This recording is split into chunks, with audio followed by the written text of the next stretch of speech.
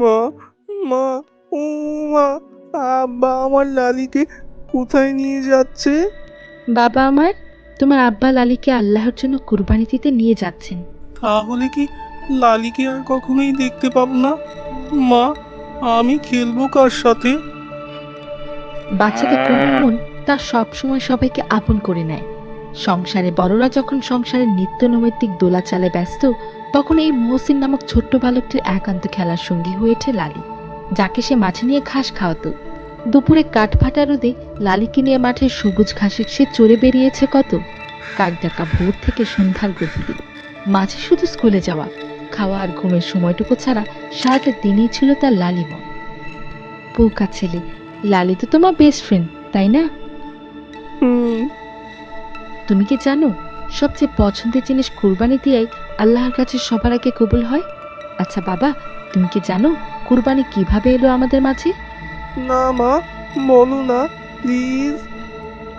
তাহলে শোনো, কুরবানি শব্দটি কুরবন শব্দ থেকে নির্গত, যার অর্থ হলো নৈকট্য লাভ করা, প্রিয় বস্তুকে আল্লাহর সন্তুষ্টির জন্য উৎসর্গ করা।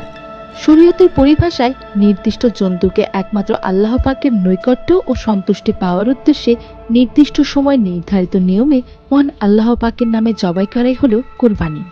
পৃথিবীর ইতিহাসে হযরত আদম আলাইহিসসালামের দুই পুত্রের কোরবানিকে কেন্দ্র করে সৃষ্ট ঘটনার মাধ্যমে মুসলিম উম্মার কোরবানির সূচনা করা হয়।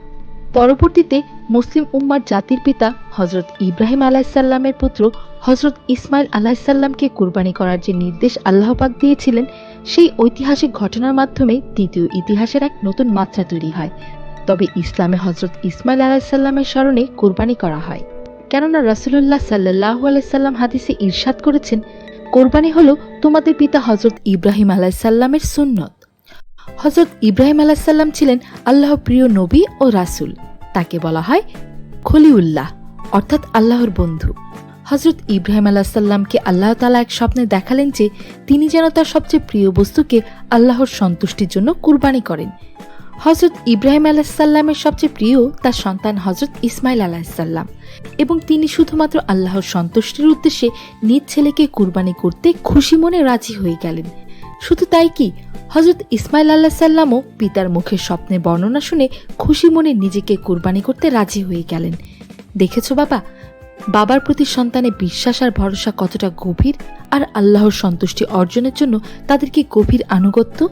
পবিত্র কোরআনে ইরশাদ হয়েছে, এরপর যখন সে তার সঙ্গে চলাফেরা করার বয়সে পৌঁছালো, তখন সে বলল, হে প্রিয় বৎস, আমি স্বপ্নে দেখেছি যে আমি তোমাকে জবাই করছি, অতএব দেখো তোমার কি অভিমত।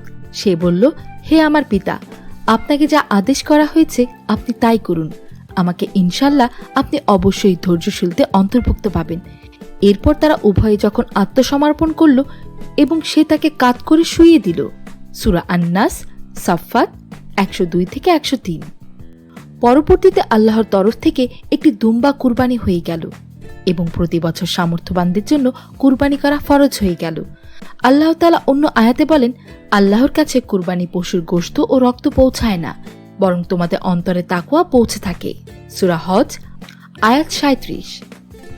দেখেছো বাবা, আল্লাহর প্রতি আনুগত্য আল্লাহ তাআলা ইব্রাহিম আলাইহিসসালামের জীবনে বহুবার তাকে পরীক্ষা করেছিলেন এবং নিজের ছেলেকেও কুরবানি দিতে উদ্যত হয়ে তিনি প্রমাণ করে দিয়েছিলেন যে আল্লাহর সন্তুষ্টি তার একমাত্র লক্ষ্য।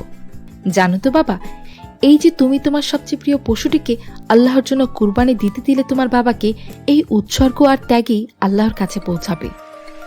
আমাদের নবীজি সাল্লাল্লাহু আলাইহি সাল্লাম বলেন, কুরবানি পশুর প্রত্যেকটি পশমের বদলায় একটি করে সোয়াব রয়েছে। সবসময় মনে রাখবে, জীবনের প্রতিটি ক্ষেত্রে আল্লাহর সন্তুষ্টির কথা চিন্তা করবে, দেখবে জীবন কতই না সত্য এবং সুন্দর।